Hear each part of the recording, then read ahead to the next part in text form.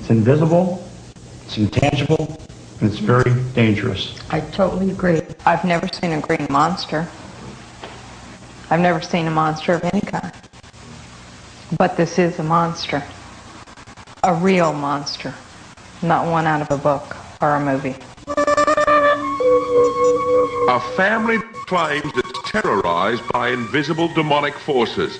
A house so evil it requires a full investigation and possible exorcism. This monster can take a family and destroy it quicker than anything else, and that's its desire.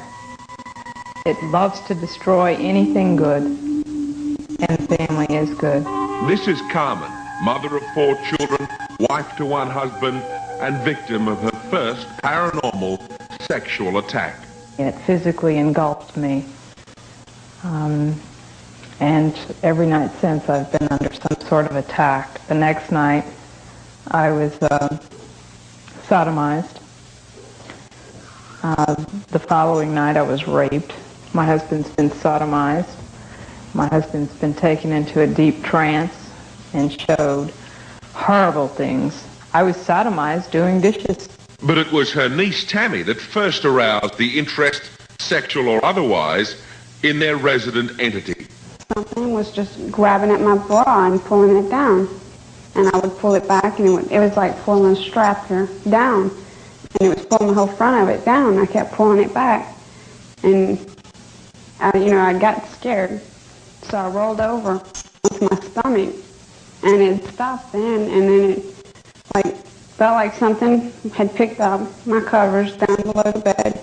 And just, gradually come up and just lift my nightgown up and touch my back and just slid up my back and back down. And these are the Warrens, a couple that have followed the trail of the paranormal wherever it has led them over the years. What we're saying here is that in many homes that are haunted funeral homes, that necrophilia was performed. Necrophilia would be abuse of the dead bodies. Now, we're not saying that the owner of the funeral home did this, but it is a door that could have been opened up. The former funeral parlor in Southington, Connecticut was occupied by Carmen's family for several months before she began to speak publicly of her experiences. She claimed she was unaware of its previous use. Since then, an investigating team had been brought in, and a diary of events has allegedly itemized dozens of inexplicable and amazing phenomena. On the bed, it's kind of strange because the thing is heavy, but it has these little tiny feet, almost like goat's feet. But when it sits next to you, it feels like a 200-pound man sitting next to you. Apart from the family and the investigators, there have been no other witnesses to these phenomena prepared to speak publicly. For one thing, you have to realize the area that we're entering, all the trappings of the funeral home are still very much intact. This chain body hoist, this lift right here, that the coffins were put onto and brought up through this trap door that is above us into what is now the master bedroom. While my husband and I were in the master bedroom, I would say probably around 3 o'clock in the morning last Thursday, we listened as that kept turning. And there was no one, absolutely no one was down in this area. And then the floor, right here, this floor, which is in the master bedroom, began to rumble. And at that moment, I believe it was Carmen who said, "My bed is vibrating, my bed is vibrating." By this stage, some of you may have found this a familiar story, and the clue, the use of the word entity, by both Carmen and Tammy, both of whom admit their affection for the movie of the same name. Well, have you ever seen the movie Entity? It's more or less like that movie, yeah, but it doesn't care. You can be standing and you're raped. You get raped right then and there. In this film, Barbara Hershey's character is attacked almost identically to the description by Carmen of her own experiences. It'll walk all the way around your feet, walk up next to you, slap you. And you can have your arm in front of your face, and the slap can go through your arm and hit you in the face. That was the very same night that I had been watching what we call ghost lights. Oh, yes.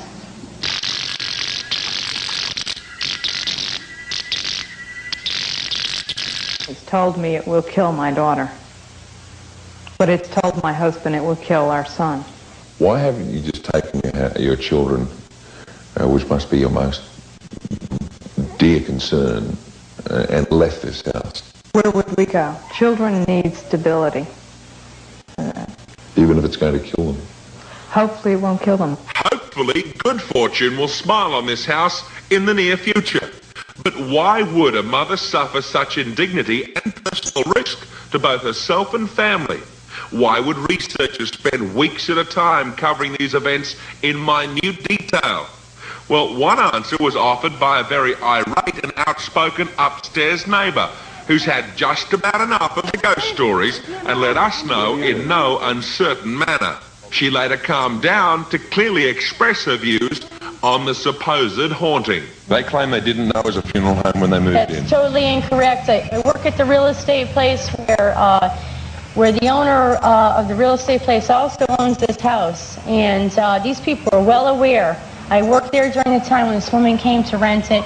She was totally made aware that she was told that this was a funeral home. You're also saying there are difficulties with the rent? That's correct. They're back 2 months, and this month was not paid. She let that statement out to the paper, too, to a reporter. What possible purpose, then, has this manifestation of ghosts? Money. This all started out when the woman downstairs was having nightmares. She told me she was having nightmares, and I said, well, Carmen, I go, maybe you need just a sleeping pill or something. She goes, no. She goes, it's evil. She goes, it's my father. She goes, he's coming to haunt me. I'm calling the Warrens. And how did she know the Warrens? Because of some woman at work told her about the Warrens. Okay. What kind of experiences have you had? None. No rapes, no sodomizing, no hands, no black shapes forming. We did have a light go on and off. That could be a light bulb. Why isn't it? And I was going to swear that why the H isn't it upstairs? Why isn't it? At this point, I asked for the name of a priest who the Warrens claim had visited the house. We wanted to speak to him as an independent source. There is no priest, there is no this, there is no that. What is this? Because of this nut up here almost ran you down? Hey, this is baloney. Come on, let's get out. I'd like to discuss it some more if we can. I'm not discussing anything any further. I think your credibility is I don't care about credibility, pal.